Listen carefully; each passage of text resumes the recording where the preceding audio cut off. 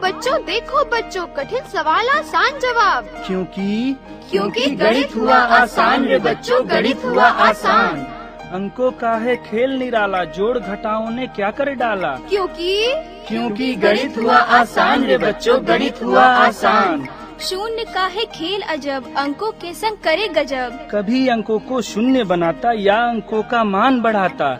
क्योंकि गणित हुआ आसान रे बच्चों, गणित हुआ आसान। क्योंकि गणित हुआ आसान रे बच्चों, गणित हुआ आसान। क्योंकि गणित हुआ आसान रे बच्चों, गणित हुआ आसान।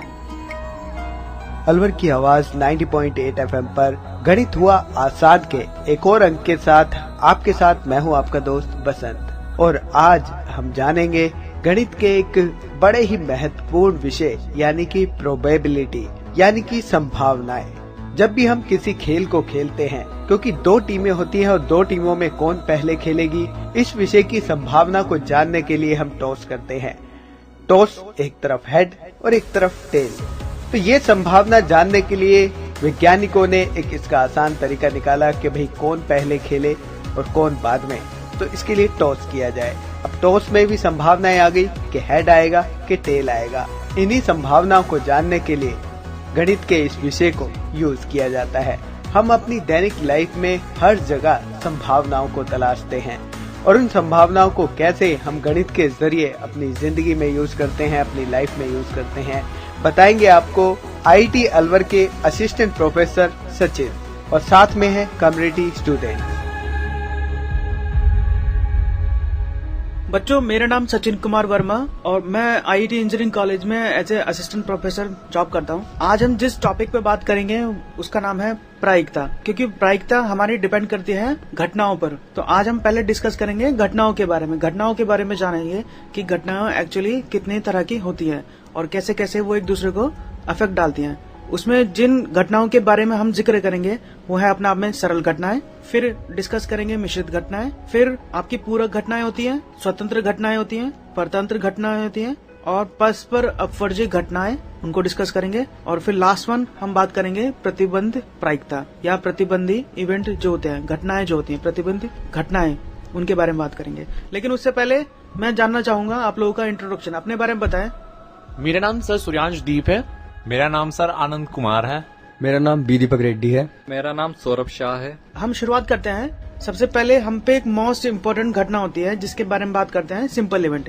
हिंदी में बात करें तो इन घटनाओं को बोलते हैं सरल घटनाएं। आप कुछ बताना चाहेंगे मुझे सरल घटनाओं के बारे में? सर, सरल घटनाएं वो घटनाएं होती हैं जिनके अनुकूल परिणाम की संख्या सिर्फ एक होती है। अच्छा, एग्जाम्पल बताएं मुझे कुछ ऐसा। सर, जिस प्रकार अगर मेरे पास एक पेंसिल बॉक्स है, उसमें मेरे पास 3 पेन है, एक लाल कलर की पेन, एक नीली कलर की पेन और एक पीली कलर की पेन। सर, लाल कलर की पेन आने की प्रायिकता उसमें सिर्फ एक होगी। Good one. और दूसरी इवेंट की बात करूं मैं, दूसरी घटना की? सर, जो और बाकी जो और एक अनुकूल परिणाम से ज्यादा आने की जो प्रायिकता हो जाएगी वो सर हमारी दूसरी घटना है, जो मिश्रित घटना है, वो हो जाएगी। सर ठीक है, आप बताएं आनंद मुझे। सर, जैसे अगर हम एक थैला लेते हैं, उसमें 2 बॉल रखते हैं, रेड और व्हाइट कलर की, लाल और उजले कलर की 2 बॉल है एक थैले में, तो उनमें से सर लाल बॉल आने की जो प्रायिकता होगी सर उसमें सरल घटना होगी। सरल घटना सर 1 होगी, लाल बॉल आने की। आप मुझसे कहते हैं जो अनुकूल परिणाम है वो उसमें नंबर कितने होंगे? एक नंबर होगा। 1 होंगे सर। ठीक है। और अगर आपके अनुकूल परिणामों की संख्या 1 हो तो उन घटनाओं को क्या कहते हैं? सरल घटना। सरल घटना है। अब आप मुझे बताएं मिश्रित घटना क्या होगी? तो सर जब लाल बॉल आने की घटना 1 होगी तो बाकी जो व्हाइट बॉल आने की घटना है वो सर उसे हम मिश्रित घटना लेते हैं। आप बताएं बेटा। मेरे अनुसार जहाँ पर अनुकूल परिणामों की संख्या 1 से ज्यादा होने लगे वहाँ पे हम मिश्रित घटनाओं का चयन करते हैं। ठीक है बेटा, आप बताएं मुझे। सर, अगर हम मिश्रित घटना का कोई उदाहरण, जैसे पासे की बात करें, हम पासे में अगर जब हम पासा उछालते हैं तो एक घटना ना होकर, एक अवयव ना होकर, एक से ज्यादा अगर अवयव आए तो वो मिश्रित घटना होगी। अगर हम नंबरों की बात करें तो हमारे पास 6 अवयव हैं एक पासे में, तो एक से ज्यादा अगर अवयव आए हैं उसमें, एक से ज्यादा अवयव को हम एक साथ ले रहे हैं तो वो मिश्रित घटना होगी। जैसे कि अगर हम 1 के अलावा 2, 3, 4, 5, 6 इन 5 संख्याओं को एक साथ ले रहे हैं तो वो मिश्रित घटना होगी। ठीक है। बेसिकली अगर हम बात करें अनुकूल परिणाम, अनुकूल परिणामों की संख्या अगर 1 से ज्यादा हो जाए तो उन घटनाओं को क्या कहते हैं हम? मिश्रित घटना है। जैसे आपने एग्जाम्पल लिया पासे का। जी सर। हम अगर ये कहें कि हम पासा उछालें और उस पे 1 नंबर ना आए तो उसमें जो आपके अनुकूल परिणामों में कितने बनेंगे? आपका 2 भी आ सकता है, 3 तीन भी आ सकता है, 4 भी आ सकता है, 5 भी आ सकता है और 6 छह भी भी आ आ सकता है। सकता है। जी सर। ठीक है, तो क्योंकि अनुकूल परिणामों की संख्या आपकी 1 से ज्यादा हो गई है, जी इसलिए मैं इस घटना को मिश्र घटनाएं मिश्रित कह रहा घटना हूँ। होगी। ठीक है, और जैसे कॉइन का एग्जाम्पल लिया है इन्होंने, आनंद ने, एग्जाम्पल में अगर मैं कॉइन को उछालता हूँ और उछालने पे मैं चाहता हूँ कि मुझे हेड आने की घटना के बारे में इन्फॉर्मेशन मिले, तो हेड आने की घटना अपने आप में क्या है, एक सिंपल घटना है, सरल क्योंकि घटना है। उसमें अनुकूल परिणाम कितना है, एक है। ठीक है, ऐसे ही टेल आने की घटना है, वो भी अपने आप में सिंपल घटना है। क्यों? क्योंकि वहां भी आपके अनुकूल परिणाम कितने हैं, एक है। ठीक है बेटा, जी सर। आप बताएं, आप कुछ बताना चाहेंगे सिंपल घटनाएं के बारे में? सर सिंपल घटना के बारे में मैं एक एग्जांपल देना चाहूंगा। सर किसी भी सिक्के का उछालने पे या तो हेड आएगा या टेल आएगा, दोनों घटनाओं को अगर हम जोड़ते हैं तो उनका जो सर सम आता है वो 1 आता है। तो सर ये एक सरल घटना है। ठीक है बेटा, आप जान गए सिंपल घटनाओं के बारे में, सिंपल इवेंट के बारे में, कंपाउंड इवेंट के बारे में। अब उससे आगे हम डिस्कस करते हैं कॉम्प्लीमेंट्री इवेंट, जिसे हिंदी में बोलते हैं पूरक घटनाएं। पूरक घटनाओं के बारे में आप मुझे बताएं। सब पूरक घटनाएं वो घटनाएं होती हैं जो घटना घटित नहीं होती है। अगर कोई घटना घटित होने की प्रायिकता इवन है तो ना घटने की प्रायिकता सर इवन बार हो जाती है। एग्जाम्पल? सर अगर हमारे पास एक बैग है, उसमें एक रेड बॉल है और एक व्हाइट बॉल है, तो अगर रेड लाने की प्रायिकता को हम इवन से डिनोट कर रहे हैं तो रेड ना आने की प्रायिकता को हम सर इवन बार से डिनोट करेंगे। ठीक है बेटा, आप बताएं आनंद। जैसा कि सर हम अपने दोस्त सूर्यांश की बातों से सहमत हैं कि अगर कोई घटना होती है तो उसकी प्रायिकता अगर इवन है तो दूसरी घटना न होने की प्रायिकता इवन बार होगी। एग्जाम्पल में सर हम दिन और रात को लेते हैं। ठीक। अगर सर दिन आने की प्रायिकता इवन हम लेते हैं तो रात आने की प्रायिकता सर हमारी इवन बार हो जाती है। ठीक है बेटा, गुड। और कोई एग्जाम्पल आप बताएं बेटा। सर अभी जैसे हमने पहले पासे की बात करी थी, तो पासे में ही अगर हम पासे के 6 अंकों में से, संख्याओं में से एक संख्या, जैसे 1 को हमने लिया, 1 आने की प्रायिकता अगर हमारी इवन हो गई, अगर वो हमारा इवेंट इवन है, तो 1 ना आने की जो भी कंडीशंस होंगी वो हमारी पूरक घटना में आएंगी। 1 के अलावा कोई भी संख्या आना ग्रुप में तो वो E2 घटना होगी, जो एक पूरक घटना है। ठीक है, आप बताएं बेटा। सर पूरक घटनाओं के जो उदाहरण है वो कुछ ऐसे हैं कि मान लीजिए सर अगर अभी बारिश हो रही है तो सर जो बारिश ना होने की जो प्रायिकता है सर वो पूरक घटना में आएगी, क्योंकि जो उसकी प्रायिकता है वो 1 माइनस इवन होगी अगर हमने इवन माना है बारिश का होना। सर मैं एक और उदाहरण लेना चाहूंगा। सर कोई भी अगर अंक है तो सर वो एक ही समय पे सम या विषम दोनों नहीं हो सकता, या तो वो एक बार में सम होगा या फिर विषम होगा। तो इनका सम या विषम होना आपस में एक पूरक घटना है। गुड बेटा, क्योंकि जैसे आप बता रहे हैं अगर कोई नंबर है या तो वो सम ही होता है या हाँ विषम ही होता है। ठीक है, अगर सम आना अपने आप में मैं इवन घटना मानूं, यस सर, ठीक है, तो इवन बार निकालने के लिए मुझे 1 माइनस प्रोबेबिलिटी ऑफ इवन करना पड़ता है। ठीक है, इसका मतलब हो गया अगर सम आना मेरी इवन घटना है तो सम ना आना मेरी इवन बार घटना हो जाएगी। उस केस में क्या निकालना पड़ेगा मुझे, ऑड के बारे में, ऑड इवेंट के बारे में, ऑड इवेंट की प्रोबेबिलिटी के बारे में। जी सर। ठीक है, तो अब एक चीज बताया मुझे, अगर आपका इवन है, प्रोबेबिलिटी ऑफ इवन, आपका कोई इवेंट घटने की प्रोबेबिलिटी, ठीक है, और प्रोबेबिलिटी ऑफ इवन बार उस प्रोबेबिलिटी के ना घटने की प्रोबेबिलिटी। Yes sir. अगर मैं इन दोनों को कंबाइन करूं तो टोटल कितना आना चाहिए, 1 आएगा सर। 1 आएगा सर। है ना, Yes, sir. Probability of even plus probability of even bar is equal to 1। चलिए, ठीक है, समझ आती है बेटा? Yes, sir. चले आगे बढ़े हम। आगे हम बात करेंगे इंडिपेंडेंट इवेंट और डिपेंडेंट इवेंट। हिंदी में अगर बात करें इनके नाम स्वतंत्र घटनाएं और परतंत्र घटनाएं। Yes, sir. अब मुझे आप ये बताएं स्वतंत्र और परतंत्र घटनाओं को डिफाइन कैसे करेंगे, कैसे एक्सप्लेन करेंगे? सर स्वतंत्र घटनाएं और परतंत्र घटनाएं, पहले शुरुआत करते हैं हम सर स्वतंत्र घटनाओं से। जो स्वतंत्र घटनाएं वो घटनाएं होती हैं जहां पर 2 घटनाएं सर अपने स्वतंत्र रूप से कार्य कर रही हो और एक घटना का प्रभाव किसी दूसरे घटनाओं के आउटकम्स पे नहीं पड़ रहा हो, तब तो वो सर स्वतंत्र घटनाएं हो गई। और यहीं पर अगर हम परतंत्र घटनाओं की बात करें तो वो उसके अपोजिट है। जिस तरह एक घटना दूसरे घटना को प्रभावित जब कर रही हो, एक घटना दूसरी घटना पर निर्भर हो, तो वो सर परतंत्र घटनाएं हो जाती हैं। आप मुझे एग्जाम्पल बताएं।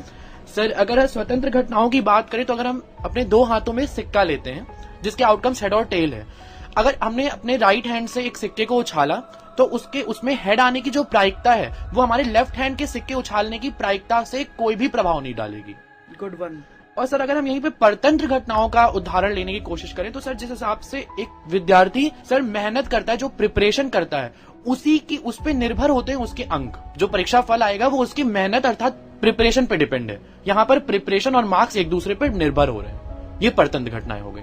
ठीक है बेटा, आप बताएं मुझे। सर मैं परतंत्र घटना के बारे में एक उदाहरण देना चाहूंगा। सर मान लीजिए किसी थैले के अंदर 3 रंग की बॉल है और सर हम उसमें से जो बॉल निकाल रहे हैं उसको वापस थैले में नहीं डाल रहे हैं। तो सर एक बॉल जब हम निकालेंगे तो उसके बाद जब हम अगली बॉल निकालेंगे तो उसकी प्रायिकता बढ़ जाएगी।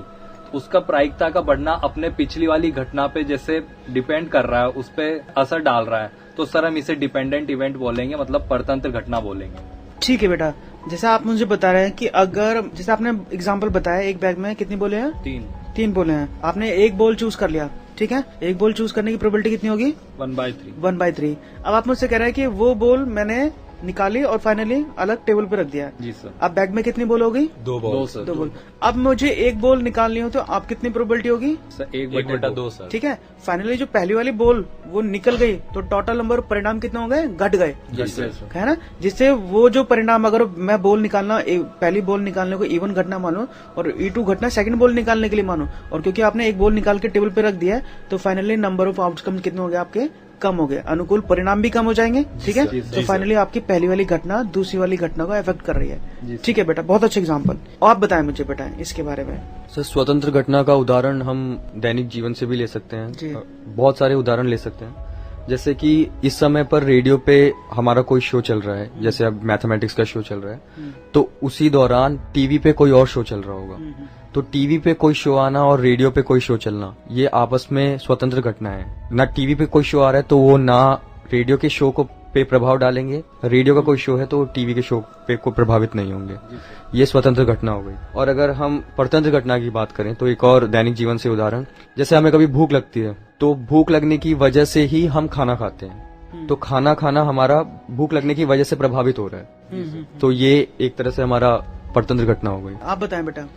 सर स्वतंत्र घटनाओं में हम ले सकते हैं कि वर्षा और इंडोर गेम्स जी इन्हें, क्योंकि सर जब इंडोर गेम वो खेल होते हैं जो सर हम घर में बैठकर खेलते हैं, जैसे शतरंज, कैरम, लूडो, ये सब सर इंडोर गेम के अंतर्गत आते हैं। तो इसमें सर वर्षा का होना और ये इंडोर गेम का मेरे घर में खेलना, इन दोनों का कोई एक दूसरे पर निर्भरता नहीं है।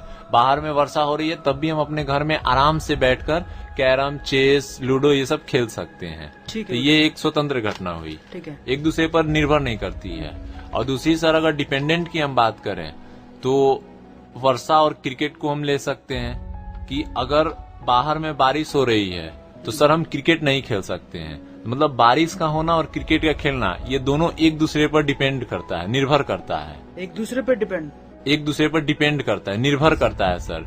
क्योंकि अगर बारिश होगी तो हम क्रिकेट नहीं खेल सकते हैं। यहाँ बेटा थोड़ा सा गलती कर दिया आपने, एक दूसरे पे नहीं बोलेंगे आप। अगर बारिश होना आपकी घटना E1 है और क्रिकेट खेलना घटना E2 है तो E2 डिपेंड कर रही है आपकी E1 घटना पे।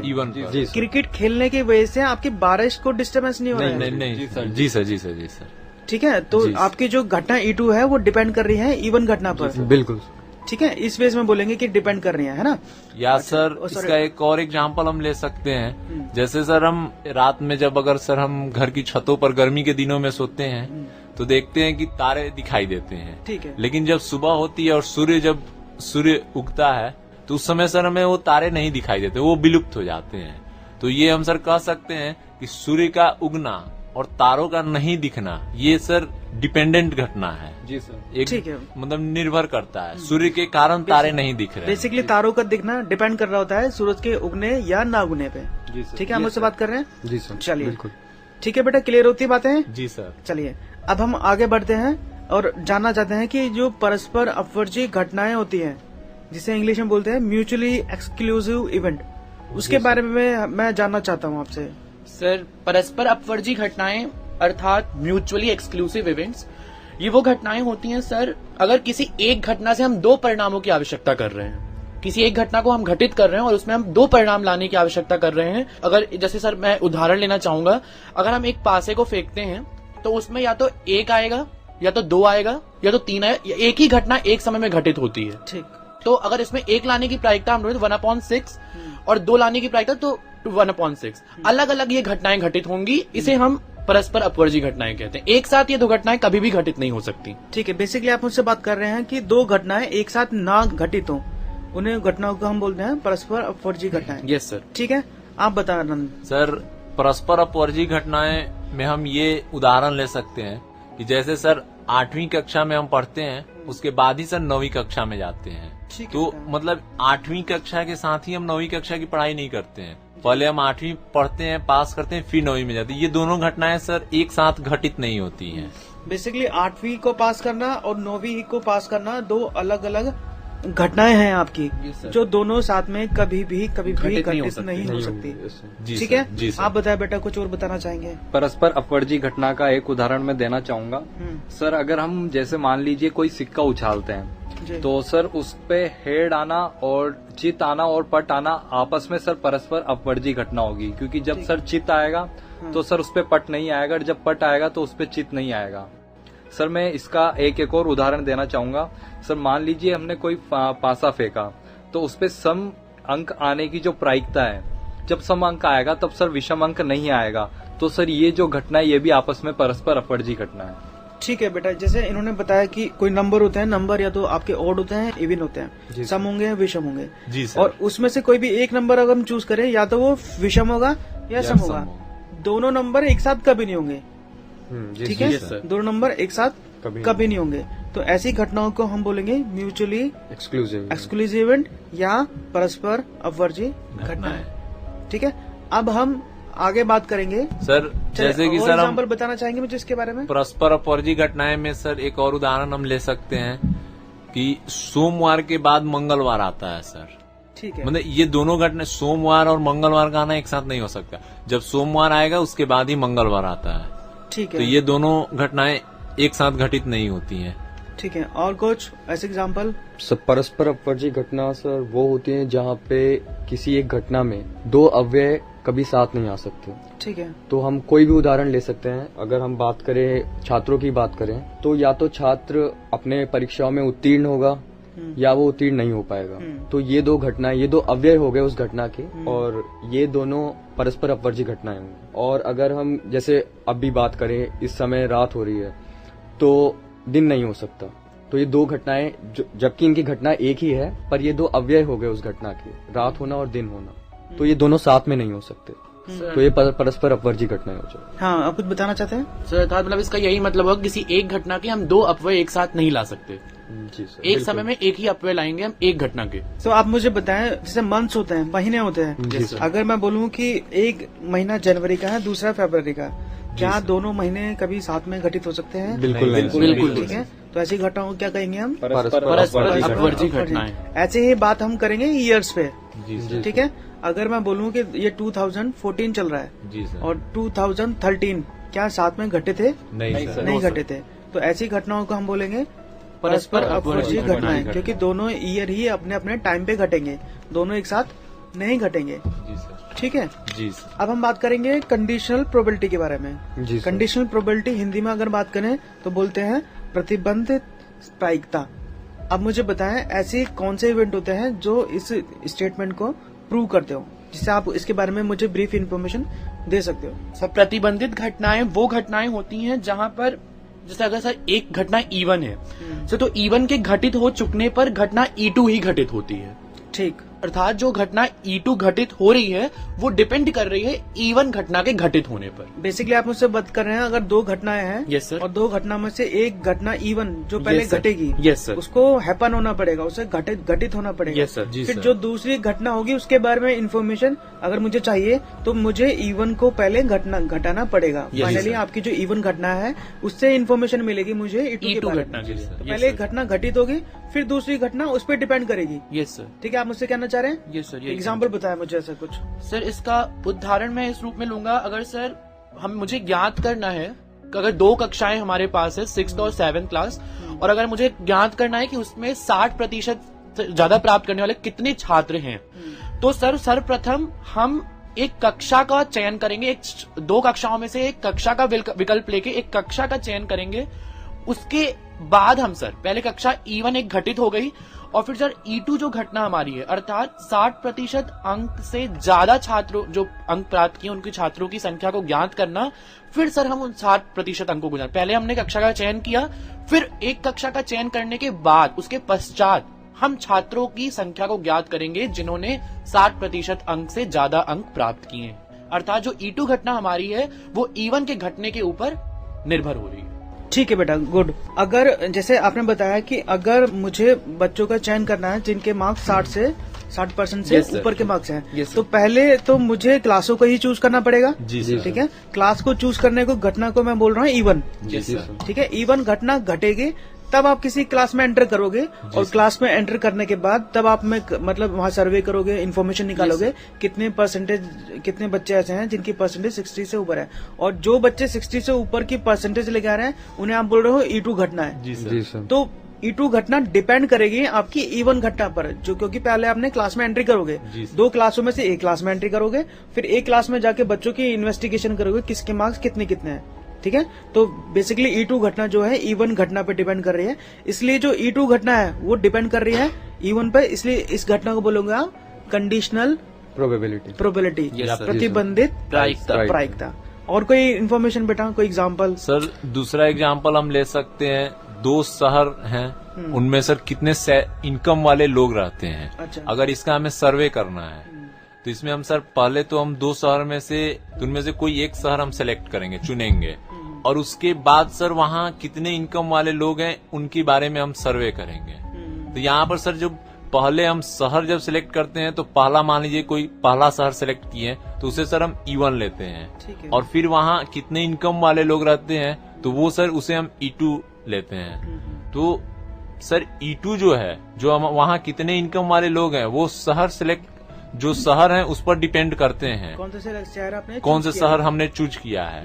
लेकिन जो E1 हमारी घटना है वो सर इंडिपेंडेंट होती है, वो किसी पर निर्भर नहीं करती है। अब मैं आपसे जानना चाहता हूँ कि जो आपकी स्वतंत्र घटनाएं होती हैं और जो परस्पर अपवर्जी घटनाएं क्या होती हैं, मैं चाहता हूँ उसके बीच में आप मुझे डिफरेंस बताएं, अंतर बताएं। अगर मैं आपसे बोलूं कि एक स्वतंत्र घटना है और दूसरी परस्पर अपवर्जी घटना है, उनके बीच में आप मुझे डिफरेंस बताएं, डिफरेंस क्या हो सकते हैं उसके बीच में? सुनिए सर, बेटा। मैं स्वतंत्र घटनाएं और परस्पर अपवर्जी घटनाओं के बीच सर अंतर बताना चाहता हूं। सर कभी कभी हम देखते हैं कि स्वतंत्र घटनाएं और जो परस्पर अपवर्जी घटनाएं उनके बीच में सर भ्रम पैदा होता है। तो सर जब हम इनकी परिभाषा पे जाएं तो सर स्वतंत्र घटनाएं की परिभाषा हमको कहती है कि घटनाओं की प्रायिकता। स्वतंत्र घटनाएं वो होती है जिसमें हम घटनाओं की प्रायिकता निकालते हैं, जबकि परस्पर अपवर्जी घटनाओं की परिभाषाएं घटनाओं के रूप में की गई है जी। इसलिए ये आपस में कभी भी सर एक जैसी नहीं होती। स्वतंत्र घटनाएं और परस्पर अपवर्जी घटनाओं के बीच में ये अंतर है सर। ठीक है बेटा, ठीक है। सर दूसरे शब्दों में हम इसको ऐसे भी देख सकते हैं कि 2 ऐसी स्वतंत्र घटनाएं घटित है जिनकी प्रायिकता शून्यतर है, तो वो परस्पर अपवर्जी नहीं हो सकती।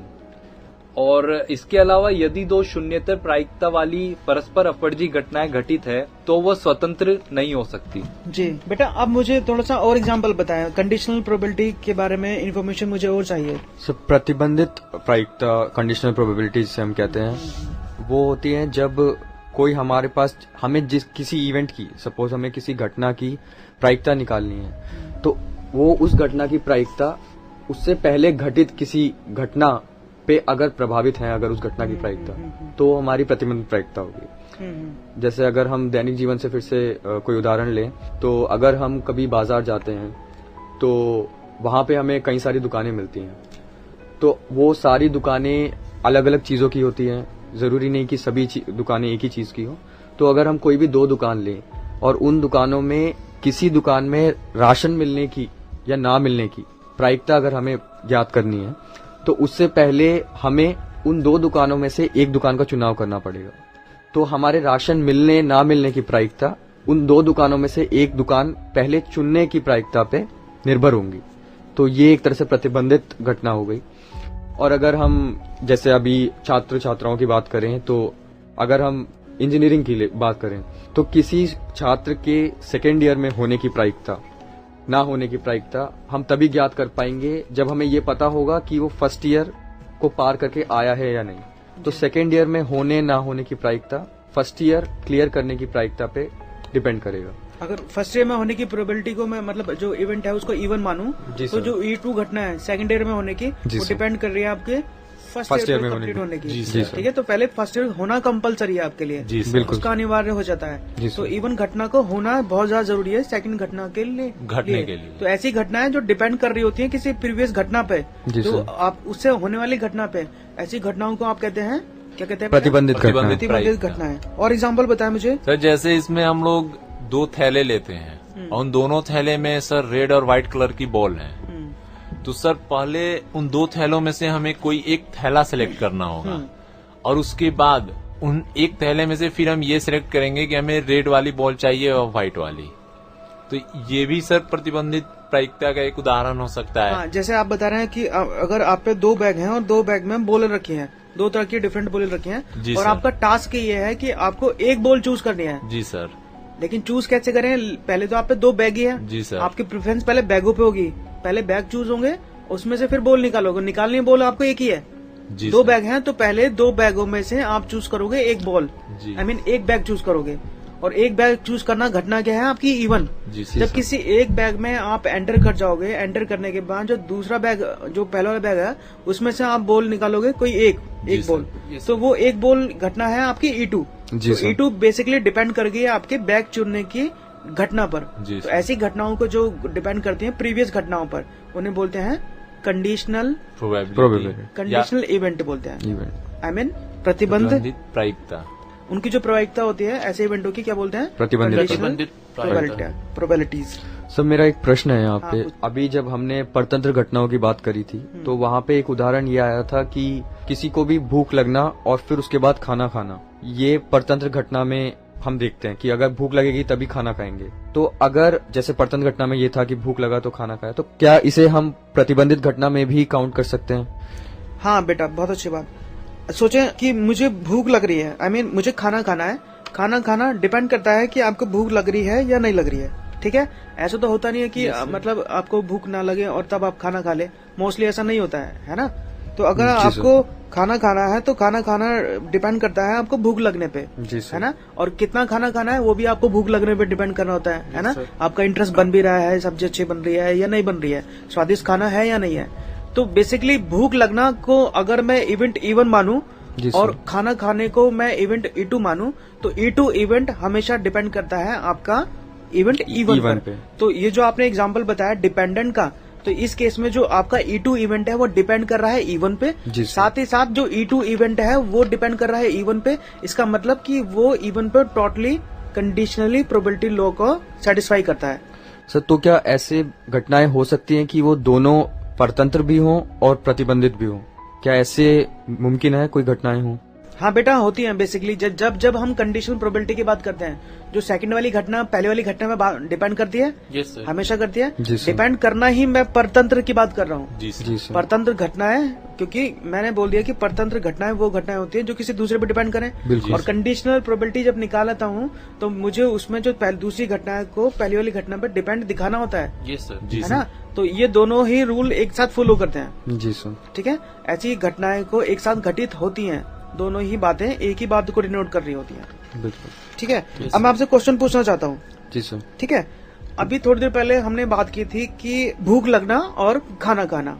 जी सर। ठीक है, एक घटना भूख लगने को मैं बोलता हूँ E1 और खाना खाने को मैं बोलता हूँ E2। E2। तो क्या मैं आपसे ये कह सकता हूँ E1 घटना E2 पर डिपेंड करती है? नहीं सर, बिल्कुल नहीं। E1 घटना सर E2 पर डिपेंड नहीं करेगी। क्यों? सर क्योंकि भूख लगने पर ही कोई खाना खाएगा, ऐसा नहीं है कि खाना खाने की वजह से उसे भूख लगे। बिल्कुल, एग्जैक्टली।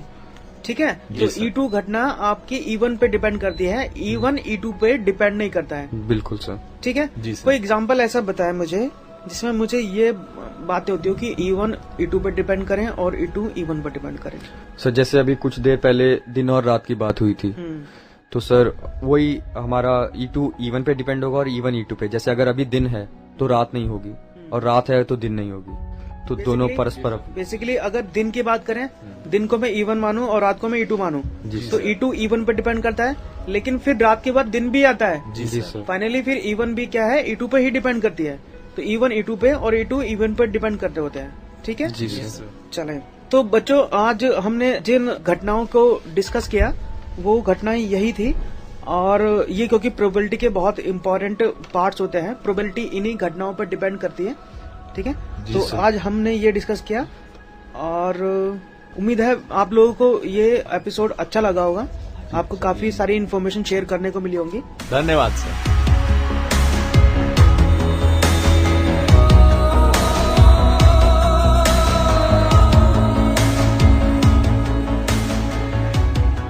तो दोस्तों, अब तो आप जान ही गए होंगे कि प्रोबेबिलिटी यानी कि संभावनाएं क्या होती हैं। इस विषय के बारे में आपको जानकारी दे रहे थे आईटी अलवर के असिस्टेंट प्रोफेसर सचिन और साथ में थे कम्युनिटी स्टूडेंट्स। ये प्रोग्राम भारत सरकार के विज्ञान एवं प्रौद्योगिकी विभाग द्वारा उत्प्रेरित एवं समर्थित किया गया। आपको ये प्रोग्राम कैसा लगा? आप अपनी प्रतिक्रिया सुझाव हमें दे सकते हैं। हमारा पता है कम्युनिटी रेडियो अलवर की आवाज 90.8 megahertz, IT group of institutions, north extension, MIA Alwar, Rajasthan.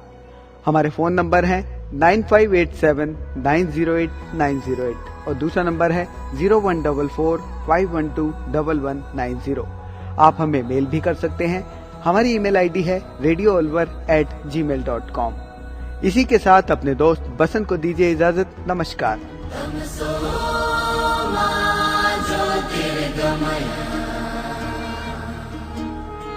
तमसो